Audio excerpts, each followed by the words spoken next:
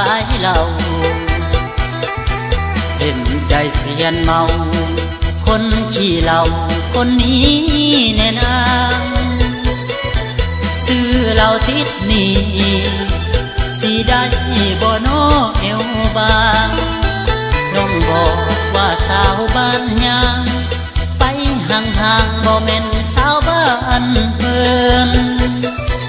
ตั้งโทษเหลือเกินโทษสาวบ้านเวินขายเหล้าเขาเอาพื้นเจ้าว่ากินเหล้าบ่ได้จ่ายเงินสาวบ้านยังเก่าย่านเขาสร้างคือสาวบ้านเมืองมือนี้กระเทินคิดว่าสงสารคนเมาน้องบอกอายนี่อย่ามาเศร้าซีเด้อคนขี้เหล้าขอยืมเงินเจ้าซื้อเหล้าเจ้าได้บ่สามไว้มือนี้ติดหนี้มืออื่นอายมีอายกะสิใส่ลอยเงินมีอะไรจังสิใส่เจ้าเด้องามงอนอ่อนซอนผู้สาวบ้านเวินขายเหล้าใจดีแท้เจ้าบ่ให้ติดเหล้าแต่ให้ยืมเงิน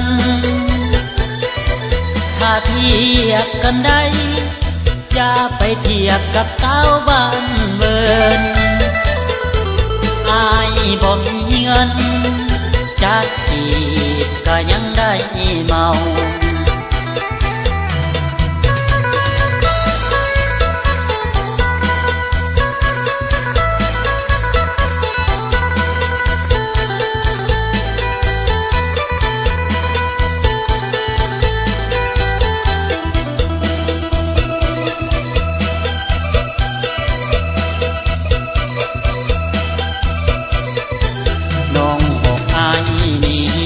มาสูสีเด้อคน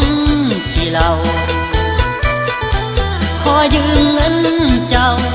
ซื้อเหล้าเจ้าได้บ่สามไว้มือนี้ติดหนี้มืออื่นอายมีอายกะสิใส่ลอยเงินมีอะไรจังสิใส่เจ้าเด้องามงอนอ่อนซอนผู้สาวบ้านเวินขายเหล้าใจดีแท้เจ้าบ่ให้ติดเหล้าแต่ให้ยืมเงิน